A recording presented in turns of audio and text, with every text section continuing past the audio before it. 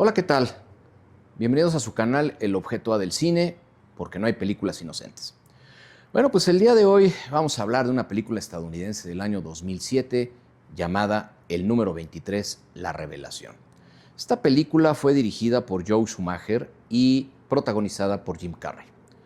Estos dos valedores intervinieron juntos en un proyecto anterior que se llamó Batman Forever. La película fue duramente criticada por los especialistas por varias razones, pero yo creo que la más importante es porque el tráiler ofrece algo que no cumple la cinta.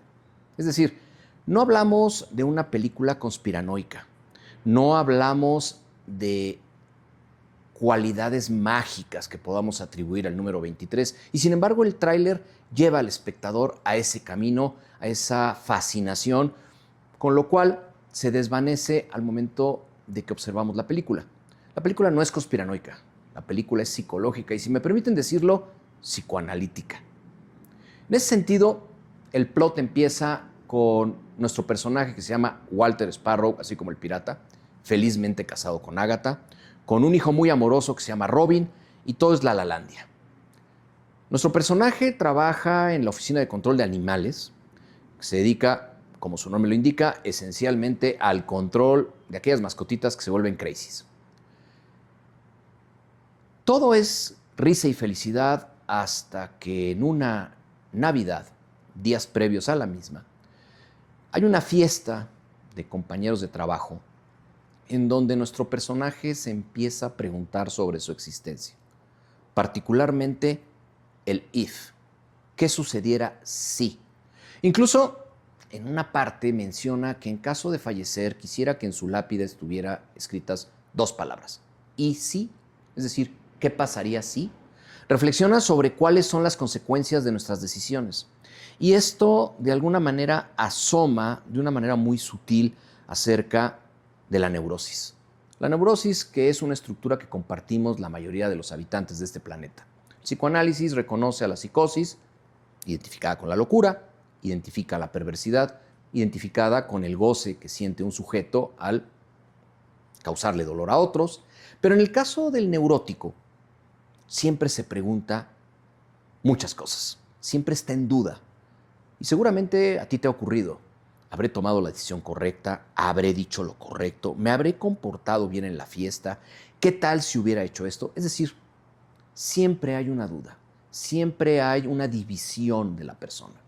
Bueno, pues aquí le empieza a suceder esto a nuestro personaje Sparrow, y en otra escena posterior, que es paradigmática para los efectos del plot, en donde es su cumpleaños, día 3 de febrero, suceden dos cosas en realidad relevantes. La primera es que lo muerde un perrito en el cumplimiento de su deber. Para cualquiera de nosotros que nos muerda un perro, pues yo creo que no nos cambia la vida. Pero para nuestro personaje sí. Minutos antes de que acabe su turno, va a atender un llamado de un perro que se puso muy crazy, y al intentar capturarlo, el perro lo muerde a Sparrow. Lo persigue al perro y se desaparece en un cementerio. Más adelante, nuestro personaje descubre que el perro habita en el cementerio que está adyacente a una iglesia, y que en realidad se constituye como guardián de una tumba de una persona llamada Laura. El segundo evento relevante el día de su cumpleaños de Sparrow es el encuentro demorado por este evento del perrito con su esposa, Agatha. Para hacer tiempo, en virtud de que Sparrow va demorado, se mete a una librería y misteriosamente encuentra un libro rojo cuyo autor críptico, al leerse, se escucha Top Secrets, lo cual nos va envolviendo en la temática de la película. El filósofo francés Paul Ricoeur en algún momento nos dijo que no hay lectores inocentes, y no hay mejor ejemplo de lo que sucede en esta película. Agatha le regala de cumpleaños este libro rojo a nuestro personaje, y a partir de ahí se empieza a obsesionar con la historia. ¿De qué va esa historia? La historia, así como la vida de Sparrow, están marcadas por el color rojo, lo cual creo que es algo muy importante. Las paredes de su casa están pintadas por elección de Agatha de rojo, los vehículos son rojos, Los paneos de gente los vamos a encontrar con individuos, con personas vestidas de rojo. El número del autobús que marca la ruta es en rojo, las corbatas son rojas, los vestidos son rojos, todo es rojo. No nos quedemos con la idea de que esto es algo pasional o romántico. En términos del psicoanálisis, el rojo representa la pulsión. ¿Qué es la pulsión? Freud la definió como líbido, pero no nos debemos de confundir como algo sexoso en el estricto sentido de la palabra. La libido, la pulsión, es el motor que nos mueve. ¿Hacia dónde? Hacia un estado de felicidad mítico, que los humanos creemos que se perdió al momento de que nacemos. Al momento de que somos expulsados del vientre materno, se acaba la felicidad. Y eso queda en una memoria mítica de los seres humanos que pensamos que nuestra existencia hoy día es muy triste y miserable, pero que en algún momento fue eternamente feliz. Y seguramente así lo fue. Imagínense estar adentro del vientre materno y no sufrir hambre, frío, dolor, no saberse ni pobre ni rico, ni tener que obedecer al mandato de alguien, ni quedar bien con alguien. Ya no existen esas dudas de si hicimos bien o hicimos mal. Todo es felicidad. Ese estado mítico se persigue a través de la pulsión. La pulsión hace que hagamos todo lo que hacemos hasta en tanto dejemos de estar en este plano. Toda la atmósfera de la película es pulsional, es roja. ¿La pulsión de quién? De Walter. ¿Hacia dónde? Hacia la verdad. En realidad el psicoanálisis lo que pretende es que el paciente, llamado analizante, encuentre la verdad. ¿Cuál es la verdad? La verdad es su deseo. En esta película Walter lo encuentra. Vamos a ver por qué. El libro está constituido por 22 capítulos y unas páginas faltantes que de alguna manera nos insinúan que falta el capítulo 23. Esto intriga de alguna manera a Walter y conforme va leyendo la historia va encontrando ciertos paralelismos con su vida pasada presente. ¿De qué va este libro rojo? El libro rojo va de la historia que cuenta un detective que se hace llamar bajo el seudónimo de Fingerling. El propio detective confiesa al inicio de este librito rojo que no es su nombre real, pero que se identifica con este nombre porque le recuerda los cuentos de su infancia. El detective básicamente está marcado por dos mujeres, ¿sí? La primera mujer es una mujer que intenta quitarse la vida y finalmente lo consigue, aventándose del ventanal de su departamento, pero en lo que el detective Fingerling está tratando de convencerla, ella le cuenta que está alienada, está obsesionada y está victimizada por el número 23, al que le otorga poderes mágicos, pero poderes mágicos malévolos. Al sentirse perseguida no puede más y se quita la vida. Esta preocupación, esta obsesión es transmitida al detective, que a partir de ahí empieza a envolverse en ese número 23 como si lo persiguiera. La segunda mujer que marca la vida de este detective es su amante, una amante con un nombre italiano sofisticado llamada Fabrizia. Con ella vive un torrido romance marcado, como el mismo Fingerling lo define, por el sexo y la muerte. Caso curioso que Fabrizia está vestida en algunas ocasiones de negro y en otras ocasiones de rojo. El rojo, ya dijimos, ¿por qué sería? El negro, ¿por qué? El negro es el vacío definido por Nietzsche. Es el vacío que si miras a él te puede atrapar y que el psicoanálisis rescató y le llamó inconsciente, es decir, aquella parte insondeable de nuestra existencia. Pues bien, Fabrizia comparte estas vestimentas de rojo y de negro. En esta relación pasional se rompe el encanto cuando Fabrizia decide serle infiel al detective con un psiquiatra. Entonces, lleno de furia, el detective priva de la vida a Fabrizia y huye. Deja su cuerpo envuelto en sangre, que es encontrado por el psiquiatra, a quien se es inculpado por este crimen. Hasta ahí llega el capítulo 22.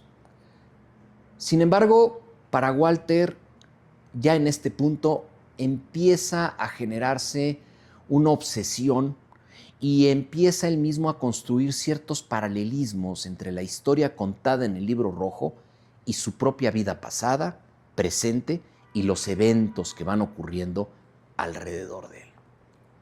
Empieza a conectar cosas que creen que forma parte o que cree que forma parte de la maldición del número 23. Esto, el psicoanalista Jung, en su libro La sincronicidad de 1952, lo define como la intersección de varios eventos que el sujeto les otorga una causalidad, aunque no la tenga. ¿Cuántas veces no han escuchado ahí algunos valedores que les hablan de las diosesadas y de que no existen casualidades sino causalidades y cosas de ese tipo? En realidad, como personas, les otorgamos cierto valor y poder a las cosas que nos ocurren pensando en que existe un plan divino, no divino, cósmico con nosotros y que les atribuimos un cierto poder en nuestras vidas. Bueno, pues eso le pasó a nuestro personaje Walter Sparrow, que empieza a establecer esta sincronicidad y a darle un sentido desde su psiquismo. Un sentido que más adelante vamos a ver por qué. En fin, es tanta la obsesión que persigue a Walter que trata de encontrar cuál es el basamento en la vida real de lo que se cuenta en el Libro Rojo. Y por azares del destino, encuentra que la amante del detective existió no como amante de un detective, sino como amante de un profesor de psicología, y esta mujer llevaba por nombre Laura. La misma Laura cuya lápida custodia el perrito que al inicio de la película muerde a nuestro personaje. Lo cual llena de fascinación a Sparrow y lo incita a seguir investigando. En toda esta obsesión con el libro y con el número 23 y con Laura y todo lo que va ocurriendo, de manera maravillosa, y digo maravillosa porque eso habla del núcleo familiar construido por el personaje, lo va acompañando su esposa Agatha y su hijo Robin. Es decir, todo lo que les va contando le van siguiendo el hilo y van de alguna manera comprendiendo la obsesión de Walter, al punto tal que lo acompañan a la cárcel en donde se encuentra el profesor que privó de la vida a Laura. Walter se entrevista con él y este profesor realmente no le dice nada. Siempre la incógnita nos llena de mayores inquietudes que las verdades, porque siempre pensamos que hay algo más atrás de la incógnita. En fin, se sigue obsesionando nuestro personaje Walter y en ese acompañamiento que hace su familia, su hijo Robin descubre, oculta en una de las páginas del Libro Rojo, un P.O. Box. P.O. Box que se les hace sospechoso que esté en este libro y deciden mandar 23 cajas a ese P.O. Box. ¿Quién lo decide? Walter, su esposa Agatha y Robin. Montan guardia a las afueras de la paquetería en espera de ver quién es la persona que recoge las cajas. Y ahí se dan cuenta que un misterioso sujeto las intenta recoger y en ese momento echan la carrera y me lo apañan al misterioso sujeto. El misterioso sujeto se asombra al momento de ver a Walter y le dice, es que tú deberías de estar muerto. Acto seguido, este personaje se quita la vida con un cúter sobre su cuello. El agonizante queda en los brazos de Agatha, la esposa de Walter, quien le dice a su esposo y a su hijo que se vayan a la casa. En esa agonía, el personaje resulta confesar ser un psiquiatra y le da el nombre del instituto en donde trabajaba a Agatha. Agatha, sin decirle nada a su familia, se va a ese hospital que está abandonado y ahí cita a su amigo, un psiquiatra. Psiquiatra en el que, dicho sea de paso, se llevó a cabo la fiesta de cumpleaños de nuestro personaje Walter y en donde acudieron amigos de Agatha, porque nuestro personaje Walter no tiene amigos. En este momento y en momentos previos, la amistad de Agatha con su amigo psiquiatra se vuelve muy cercana, lo cual es detectado por Sparrow y también le marca una extrapolación con la relación de infidelidad que descubre Fingerling y que motiva a privar de su vida a su amante. Recordemos que su amante tuvo una infidelidad con un psiquiatra.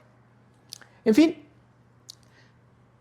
Agatha va a este hospital psiquiátrico, se interna en la oficina de este psiquiatra y puede encontrar dos cosas muy relevantes.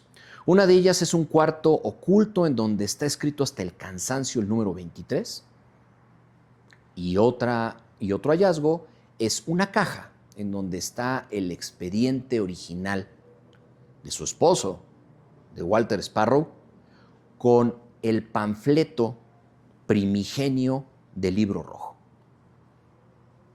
Junto con eso, encuentra efectos personales de su esposo, entre ellos un saxofón. Mientras esto ocurre, Sparrow y su hijo descubren que crípticamente en el Libro Rojo está indicado el lugar en donde el detective enterró a Fabricia. Van a ese sitio, que es un parque, en el cual, bajando 23 escalones, se encuentra este entierro. Empiezan a excavar de manera compulsiva y efectivamente encuentran un esqueleto. Horrorizado, Walter le habla a la policía y, como seguramente ocurre en la colonia de todos nosotros, pues se tarda en llegar la ley y en esa tardanza, cuando vuelven a bajar a la excavación, ya no encuentran el esqueleto, lo cual desconcierta mucho a Robin y a Walter, y es en ese momento en que su esposa, acompañada del psiquiatra, llegan, lo cual de alguna manera robustece las sospechas que tiene nuestro personaje. Es importante mencionar que durante la lectura de estos 22 capítulos del Libro Rojo, Walter empieza a delirar. Es decir, empieza a tener una visión distorsionada de la realidad. En su mente empieza a reconfigurar o empieza a imaginar cómo son las escenas descritas en el libro del detective. Asimismo, empieza a tener pesadillas. Y la más dramática es que en ella tal parece que priva de la vida a su propia esposa Agatha. Y además de eso, alucinaciones. En las noches empieza a tener alucinaciones de sombras. Todo esto, desde luego, enmarcado en lo que es un delirio y que no se encuentra su razón de ser. Hasta este punto pudiera pensarse que el personaje ha enloquecido, pero más adelante vamos a descartar esa posibilidad. En fin, después de no haber encontrado el esqueleto y llegar a la casa, Walter se da cuenta que su esposa tiene las manos manchadas de lodo y entonces puede percibir que ella retiró el esqueleto del lugar para que no lo encontrara la policía. La confronta e incluso en un momento muy tenso la amenaza con un cuchillo. Y a Agatha no le queda otra, frente a su hijo Robin, de decirle la verdad a Walter. El Libro Rojo no había sido escrito por Top Secrets, había sido escrito por Walter Sparrow. Obviamente nuestro personaje no lo cree, se encabrita y en ese momento su esposa le entrega el panfleto original en donde viene precisamente el nombre de su esposo. Sigue el personaje de Jim Carrey sin entender muy bien las cosas, incluso sin aceptarlas, pero en ese momento saca el saxofón. Saxofón que en el Libro Rojo se supone que tocaba el detective, pero que en realidad siempre fue de Sparrow. El saxofón, como fetiche, como objeto de ese deseo, hace que se dé el reconocimiento y, por así decirlo, la cura o el inicio de la cura de nuestro personaje. Algo que los griegos llamaban signórisis. ¿Qué quiere decir la signórisis? Reconocimiento. En la tragedia griega se usaba este término para denominar aquella parte crítica de la narrativa en donde el personaje central se reconocía. El ejemplo más claro lo podemos encontrar en el relato de Edipo, en donde la signórisis se da cuando sabe que su amante es su madre, que ha privado de la vida a su padre, y es el momento en que se saca los ojos. Que a pesar de ya no tener una visión biológica, tiene una mejor comprensión del mundo y de su propia realidad. Ahí es en donde en términos del psicoanálisis encontramos la cura, el reconocimiento. No es necesario que alguien nos los diga. Y esta función, precisamente, muy finamente el director se la atribuye a Ágata. Ágata hace la función de un psicoanalista en la película. No contraviene a Walter, no lo contradice, lo acompaña en su obsesión para que sea él mismo quien termine reconociéndose. Es algo muy fino, muy interesante, porque a diferencia de otras psicoterapias en donde nos dicen qué hacer y qué no hacer, y en donde son directivas, el psicoanálisis nos permite que nosotros mismos nos vayamos encontrando a través de algo que se llama la hermenéutica socrática, es decir, las preguntas. Si ustedes consultan las universidades más importantes del mundo, se darán cuenta que el método de enseñanza que se utiliza es eso, la pregunta. La pregunta hace que nos conduzcamos a la verdad. En este caso, es muy fina la forma en que Ágata se comporta como un psicoanalista, hasta el punto en que se da este reconocimiento. Espantado, porque ya sabe la verdad, nuestro personaje se dirige a un hotel que previamente había visitado por mera, entre comillas, intuición. Y digo entre comillas porque no es otra cosa más que el surgimiento del inconsciente. Freud reconoce como manifestaciones del inconsciente a los sueños, al síntoma, al acto fallido, al chiste. Y desde luego que en este caso el acto fallido que en algún momento de la película tuvo nuestro personaje de ir a un hotel hace que después de este reconocimiento regrese a ese hotel. Pide la habitación 23 y ahí se da cuenta que en una de las paredes, atrás de los tapices, está escrito el capítulo 23 del Libro Rojo. En ese capítulo 23, Fingerling confiesa que su verdadero nombre es Walter Sparrow. Ahí entonces termina de reconocerse nuestro personaje y recuerda qué es lo que ocurrió antes de haberse casado con Ágata. Lo que ocurrió es que efectivamente tuvo una novia, tuvo una amante que no se llamaba Fabricia, se llamaba Laura. Y esa Laura le fue infiel con su profesor de psicología. Al descubrirlo, Walter la priva de la vida.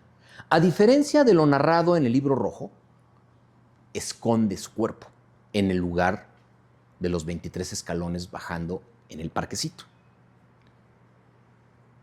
El incriminado no fue el psiquiatra como en la novela. El incriminado fue su profesor de Laura. En ese sentido, cuando recuerda a nuestro personaje que cuando priva de la vida a Laura, regresa a él de una manera poderosa, un número 23, y se obsesiona con él. Se encierra en ese cuarto de hotel y empieza a llenarlo de los números 23 en las paredes, y es cuando escribe el Libro Rojo. Terminado el Libro Rojo, intenta quitarse la vida a Walter, como lo hizo la primera mujer de la novela del libro, se arroja por la ventana y falla, sobrevive a la caída. Pero con motivo de la caída sufre amnesia y va a parar a un hospital psiquiátrico. Ahí permanece en el tiempo de 2 años. Sin embargo, cuando es remitido a este hospital, uno de los psiquiatras decide conservar sus cosas, el saxofón y el panfleto. Es algo muy curioso cómo un mismo objeto produce 2 efectos diferentes dependiendo de la persona. En el caso de nuestro personaje, el libro se constituye en un fetiche, es decir, en un objeto en donde se deposita el deseo, en términos psicoanalíticos. Y es un canal de cura. En el caso del psiquiatra, el libro se constituye, lejos de ser en una cura, en una espiral de locura que termina por privarse él mismo de la vida. El número 23 en realidad ni es mágico, ni es místico, ni es el agua tibia. El número 23 en la película es algo que Jacques Lacan denominó el objeto A. El objeto A no es otra cosa más que algo en lo que nosotros depositamos la esperanza de poder regresar a ese estado de felicidad mítico.